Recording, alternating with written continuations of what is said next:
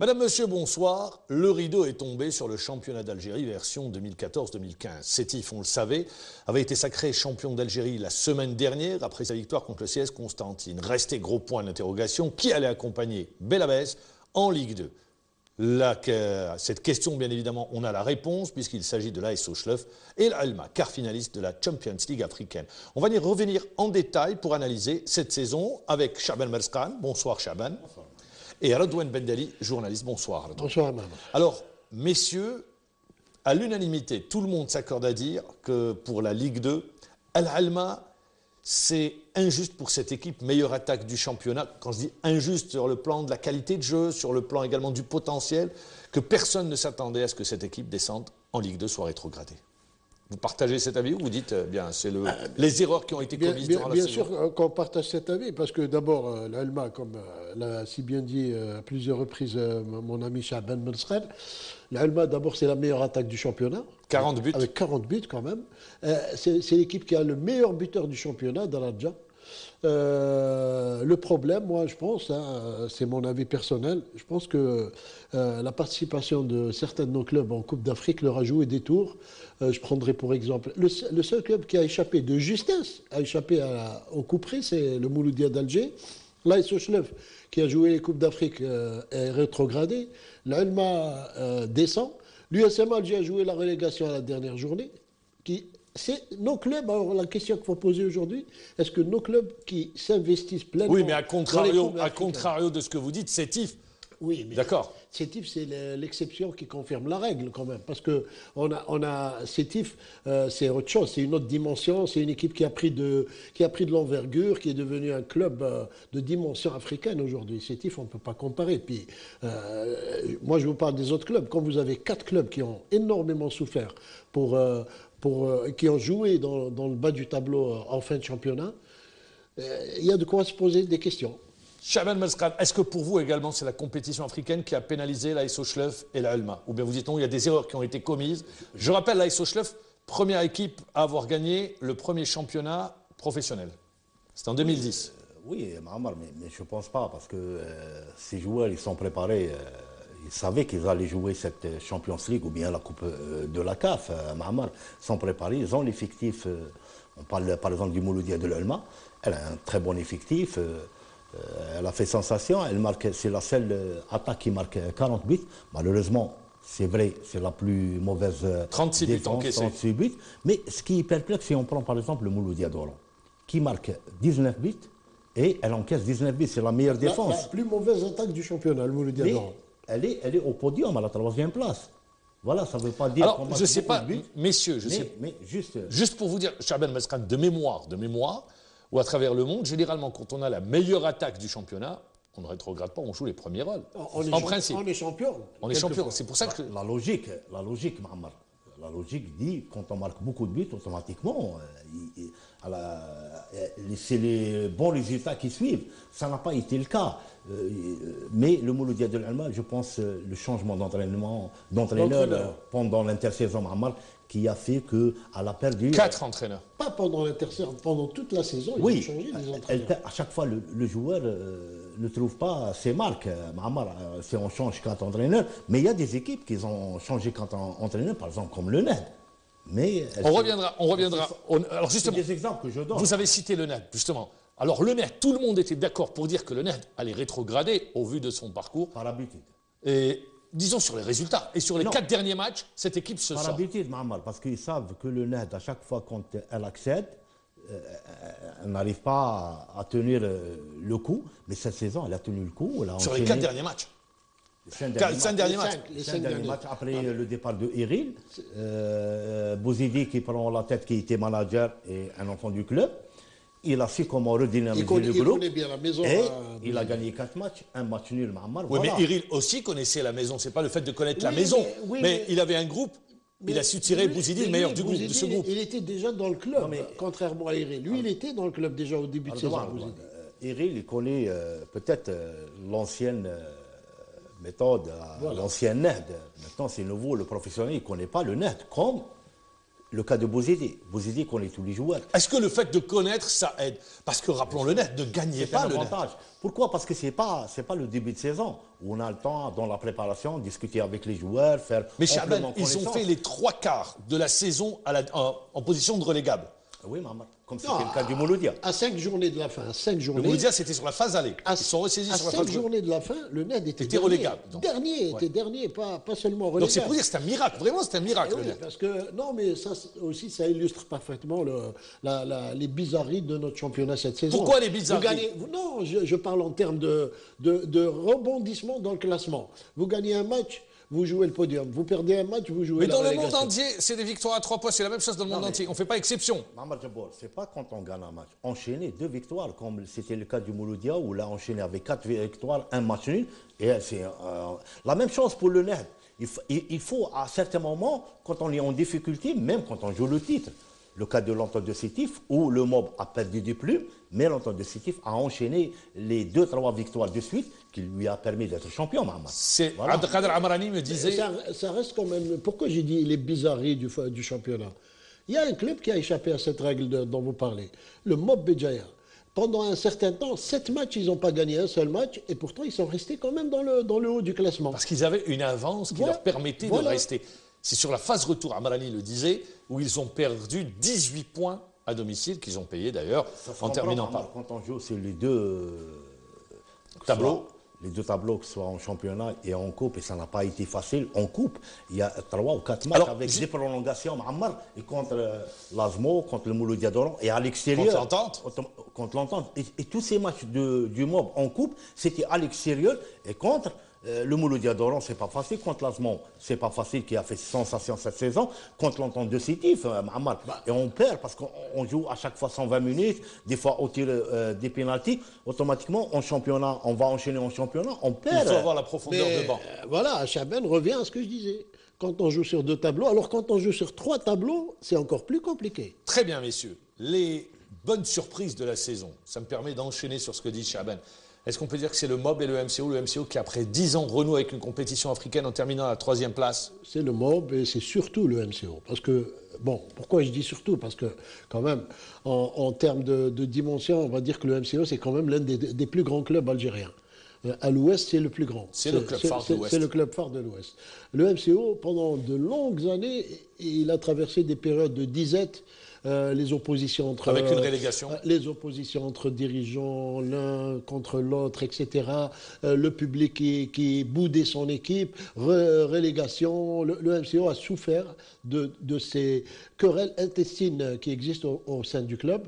Et heureusement, cette année, on a retrouvé le MCO d'antan, presque, j'allais dire, avec l'arrivée de Jean-Michel Cavalli. Moi, je pense que c'est lui qui est l'artisan de...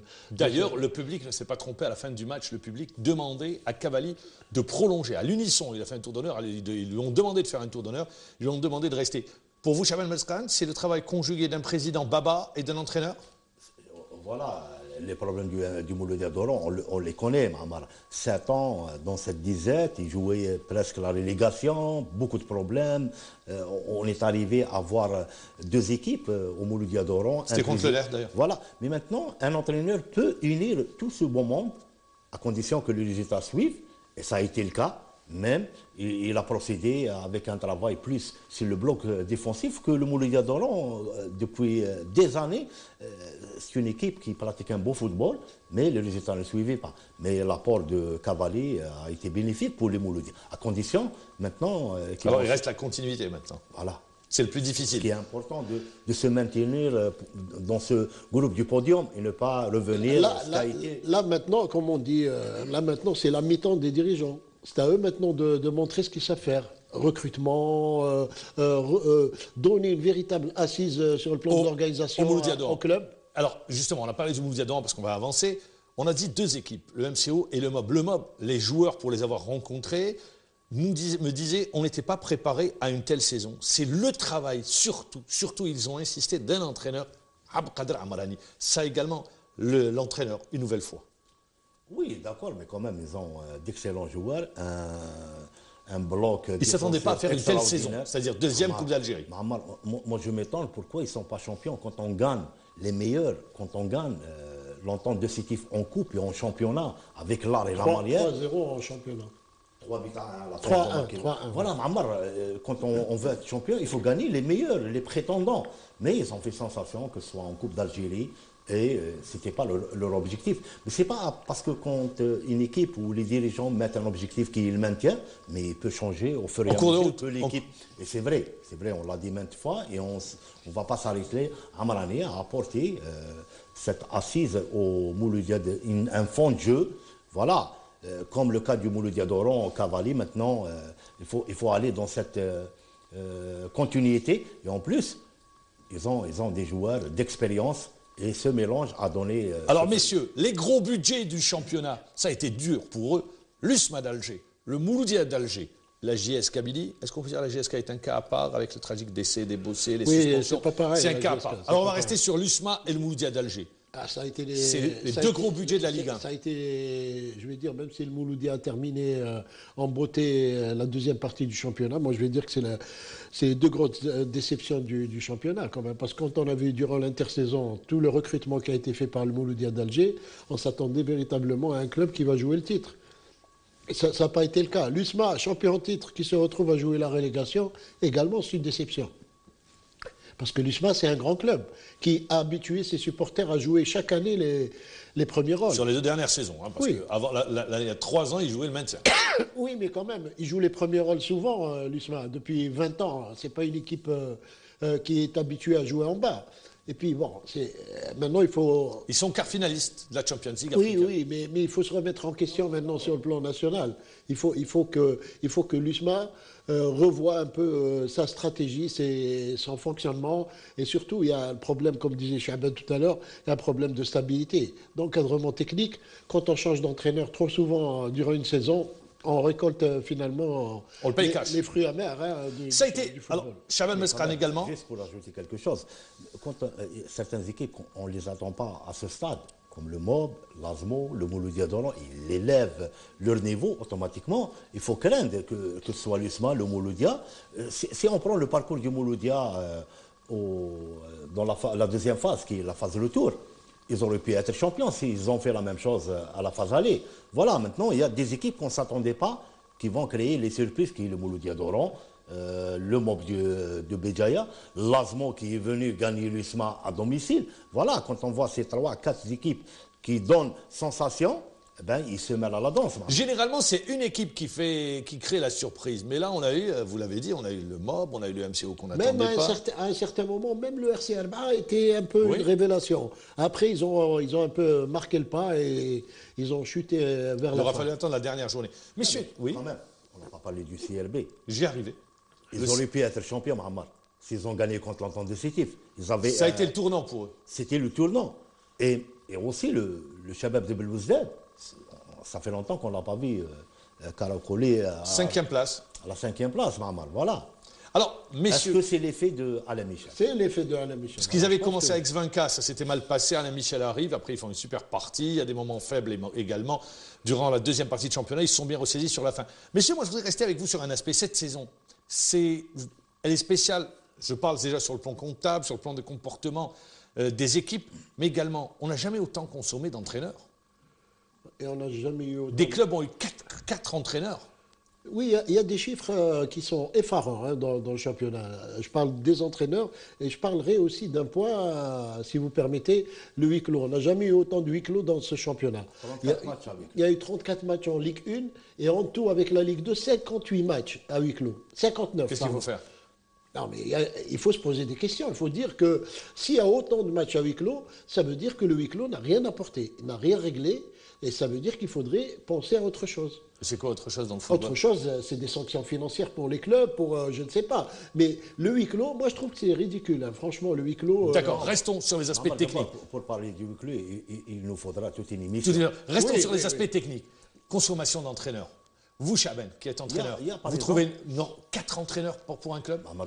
Il y a des équipes où ils ont changé 4 entraîneurs, et ben le résultat, il est là. Ils ont eu de bons résultats. Et il y a d'autres... Les équipes qui n'ont pas changé d'entraîneur sont en tête. L'entente de Sétif, le MOB de Béjaïa. Oui.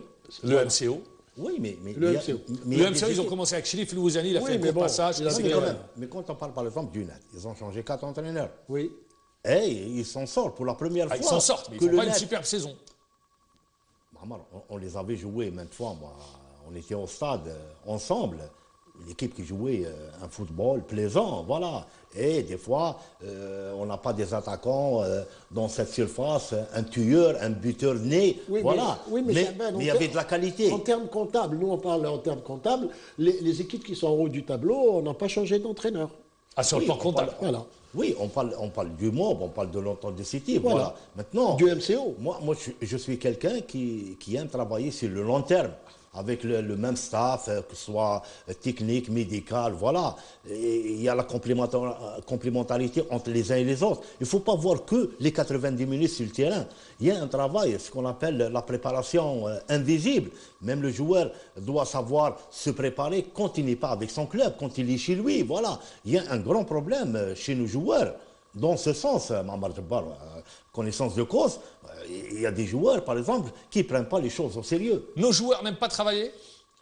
Ils sont un petit peu feignants, qui n'aiment pas cette charge. Et on sait surtout quand il y a des entraîneurs étrangers qui viennent avec cette rigueur, qui ne connaissent pas bien le joueur algérien et sa culture, et ça crée des problèmes. C'était le cas de l'USMA, Mamar. C'était le cas de l'USMA, notamment avec un joueur qui a été derrière le départ d'un entraîneur Vélud, également avec Otto Pfister qui était parti. Messieurs, est-ce que vous avez, allez, sur cette saison, est-ce que vous retenez des noms de joueurs, des révélations, pour vous, des confirmations? Je vous dis Chenihi, je vous dis Drarja, qui peut-être ont fait leur meilleure saison. Vous avez cité 2 joueurs d'un club qui est rétrograde. Bon, mais... Derfellou, Derba. Oui, vous savez, il y a eu quelques joueurs qui ont émergé comme ça dans certains clubs, mais vraiment des joueurs qui ont illuminé le championnat, moi j'en connais pas beaucoup. Et comme on dit, une hirondelle ne fait pas le printemps. D'accord, mais est-ce qu'il y a un nom qui a retenu, il y a un joueur qui a retenu votre attention? Je vous vois hésitant. Moi, franchement, j'en ai vu un parce que j'ai fait pas mal de matchs du Mouloudia d'Alger cette saison. Chafaï. C'est Le jeune milieu de terrain. Chita. Chita, voilà. C'est un joueur d'avenir. Chaban Malskan, on parlait déjà l'année dernière de Chita. Souder Bouali. C'est un joueur d'avenir. Chita, ça c'est ce que vous retenez. Chaban Malskan. Moi, je parle, par exemple, le meilleur passeur de l'entente de City, Younes, Bellamiri, Oui. qui joue sur le côté droit. Il y a pas mal de jeunes qui ont émergé, les Derfellou et consorts. Et c'est grâce peut-être à cette académie du Paradou, où elle a formé, et ils ont au moins 20 joueurs qui jouent un peu partout dans les équipes de Ligue 1, Mahamad. Et on va les voir, heureusement, Voilà. la saison prochaine en Ligue 2, mais professionnelle. un jeune, pour pouvoir émerger, Mahamad, il doit avoir de bons cadres pour pouvoir l'aider. Voilà. Mais il y a pas mal de jeunes qui ont émergé. Alors, également, pour la première fois de la saison, il y a eu 25 buts de marqués. C'était lors de la dernière journée. En d'autres termes, ce n'est pas un championnat où on voit beaucoup de buts, le championnat d'Algérie. On peut donner les chiffres. Par exemple, à l'aller, on a marqué 237 buts et au retour, 238 buts. La même chose, Mahamar. Le total, ça fait 475 buts. Ça fait une moyenne de 2 buts par match. Presque 2 buts. Presque 2 1, 96, 98. Voilà. On n'a pas eu quelques matchs des 4-3, des 3-2. Bon, ça n'a pas été un Il y a championnat. eu un 5-2, en temps de Sétif Azmodoran. Mais ça se comprend. Pourquoi? Parce qu'il y a une nouveauté où on joue plus avec des blocs, Mahamar, avec un bloc défensif, comme c'est le cas du Mouloudia d'Oran qui s'est classé à la 3e place. Elle a marqué 19 buts, elle a encaissé 19 buts, Mahamar. Voilà. C'est perplexe. Maintenant, on doit s'habituer au bloc offensif et défensif. C'est plus le football des années passées où l'attaquant, quand il perd le ballon, il ne revient pas, il n'y a pas de transition. Maintenant, Oui, mais vous prenez le championnat d'Allemagne, il y a beaucoup de buts, le championnat d'Angleterre, ça ne calcule pas. Ça fait longtemps que ça a commencé. Mais quand on prend le championnat espagnol, français, allemand, il y a toujours 4 équipes qui jouent le titre. Nous, tout le monde peut jouer le titre cette saison. Particulièrement. Voilà. Il faudrait arriver qu'il y a des équipes. Tout le monde. Je pense que l'année prochaine, on verra ce type de comportement. Radouane Bendali et Chaban Malskan, vous êtes 2 anciens. Radouane, c'est du jamais vu, vous qui suivez le championnat d'Algérie, pratiquement. On n'a jamais vu une saison comme celle-là. Non, c'est la première fois. On n'a jamais vu une saison aussi pauvre sur le plan offensif et aussi serrée dans le classement. On n'a jamais vu ça, c'est la première fois. Il aura fallu attendre l'avant-dernière journée pour connaître le champion d'Algérie. et la dernière journée pour connaître les 2 derniers relégables. Tout à fait. Et ce qui est encore plus curieux, c'est que ça a été presque la même chose en Ligue 2. Presque. Pas tout à fait, mais presque. Parce qu'en Ligue 2, il y a eu la cassure au départ de l'USM Blida qui a pris de l'avance. Mais sinon, ça s'est joué jusqu'à la fin. Et en Ligue 2, c'était Béjaïa au début. Oui. Puis après, Blida est revenu. Oui. Mais après, Blida a pris de l'avance. C'était virtuellement joué. Mais en bas, c'est resté jusqu'à la fin. Jusqu'à la fin. Chaban Mezkran, je vous laisse conclure. Voilà, Mahamar, on l'a dit, c'est un championnat fou, extraordinaire, mais on l'a vécu avec passion. Il y avait beaucoup de passion et beaucoup d'intérêt. Voilà, cardiaque, mais on n'en redemande pas quand même, on espère que la saison prochaine, il y aura des buts. On l'espère, c'est tout le mal qu'on souhaite. Merci à Redouane Bendali, merci Chaban Mezkran, merci de nous avoir suivis. Moi, je vous donne rendez-vous demain à la même heure. Au revoir, bonne soirée.